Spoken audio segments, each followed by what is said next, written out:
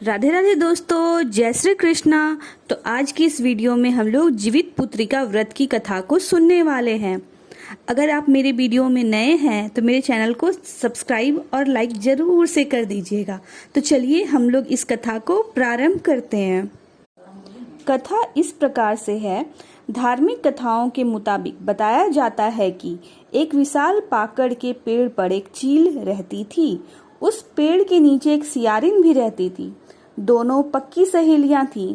दोनों ने कुछ महिलाओं को देखकर जितिया व्रत करने का संकल्प लिया और भगवान श्री जितवाहन की पूजा और व्रत करने का प्रण ले लिया।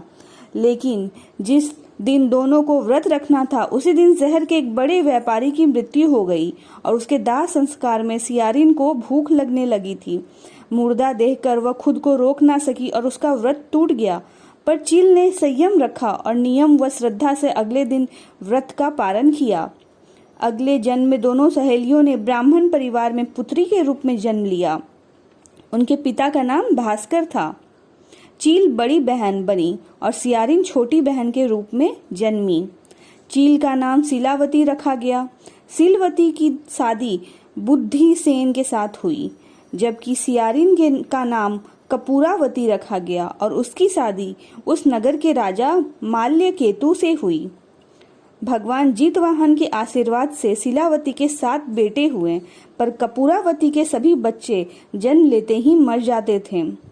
कुछ समय बाद शीलावती के 7 पुत्र बड़े हो गए और वे सभी राजा के दरबार में काम करने लगे। कपूरावती के मन में उन्हें देख ईर्ष्या की भावना आ गई। उसने राजा से कहकर सभी बेटों के सर काट दिए।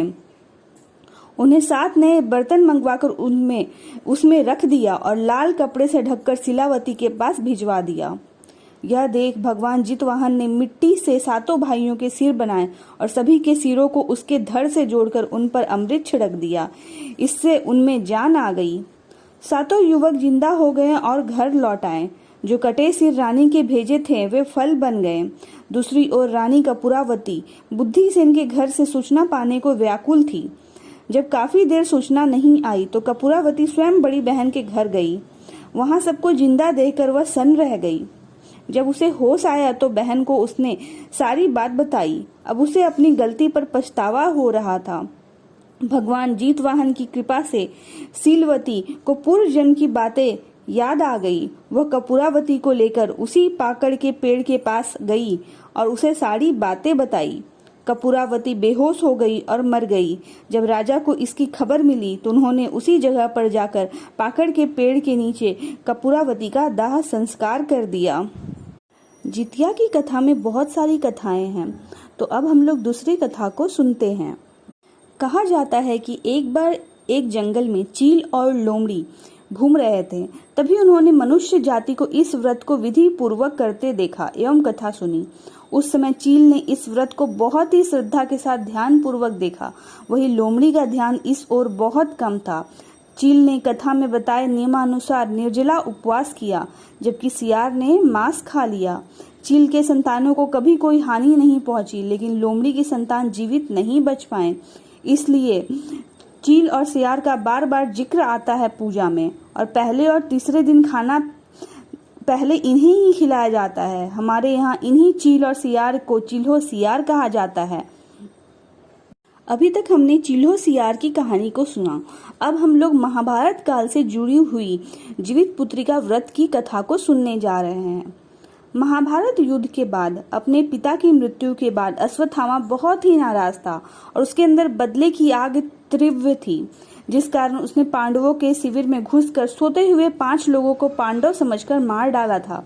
लेकिन वे सभी द्रौपदी की 5 संतानें थी। उसके इस अपराध के कारण उसे अर्जुन ने बंदी बना लिया और उसकी दिव्य मणि छीन ली, जिसके फलस्वरूप अश्वत्थामा ने उत्तरा की अजन्मी संतान को गर्भ में मारने के लिए ब्रह्मास्त्र का उपयोग किया, जिसे निष्फल करना नामुमकिन था। उत्तरा की संतान का जन्म लेना आवश्यक था, जिस कारण भगवान श्री कृष्ण ने अपने सभी पुण्यों का फल उत्तरा की अजन्मी संतान को देकर उसको गर्भ में ही पुनः जीवित किया। गर्भ में मरकर जीवित होने के कारण उसका नाम जीवित पुत्रिका पड़ा और आगे जाकर यही राजा परीक्षित बना। तभी से इस व्रत को किया जाता है। दूसरी कथा कुछ ऐसी है कि गंधर्व राजकुमार जीमूतवाहन को पिता द्वारा राजगद्दी पर बैठाकर वन की ओर चले गए। राजकुमार का मन राजकाल में ना लगा तो वो राजपाठ भाइयों के हवाले कर पिता की सेवा में वन में चले गए। उसी वन में उनका विवाह मल्यवती नामक कन्या से हुआ।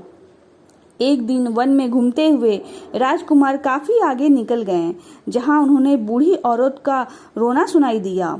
उस औरत से पूछने पर उसने बताया कि वह नागवंश की स्त्री है। उसका एक ही पुत्र है, शंखचूड़। नागराज ने गरुड़ के समक्ष प्रतिज्ञा की है, प्रत्येक दिन एक नाग सौंपा जाएगा और आज उसके पुत्र की बारी है। इस बात को सुन जीमूतवाहन ने उस स्त्री को कहा कि वह चिंता मुक्त रहे, उसके पुत्र की जगह वह जाएगा। इतना कहकर वह लाल कपड़ा शंखचूड़ से लेकर गरुड़ की चुनी हुई जगह पर लेट गए। गरुड़ अपने नियत समय पर आकर अपने भोजन को पंजे में दबाकर चोटी पर बैठ गए। अपने चंगुल में आए प्राणी की आह व आंसू ना देख गरुड़ ने उससे उसका परिचय पूछा तो राजकुमार ने सारी बात बता दी। गरुड़ राजकुमार की बहादुरी से प्रसन्न होकर उसे जीवन दान दिया और नाग जाति की बलि न लेने का वचन दिया। जीमूतवाहन की बहादुरी से संपूर्ण नाग जाति की रक्षा हुई। तभी से जीमूतवाहन की पूजा का विधान शुरू हुई। इस प्रकार से जितिया से संबंधित दोनों कथाएं समाप्त हुई। अगर आपको मेरे चैनल पे बताई जाने वाली सारी कथाएं अच्छी लग रही हैं तो मेरे चैनल को सब्सक्राइब, लाइक और शेयर जरूर से कर दीजिएगा। धन्यवाद।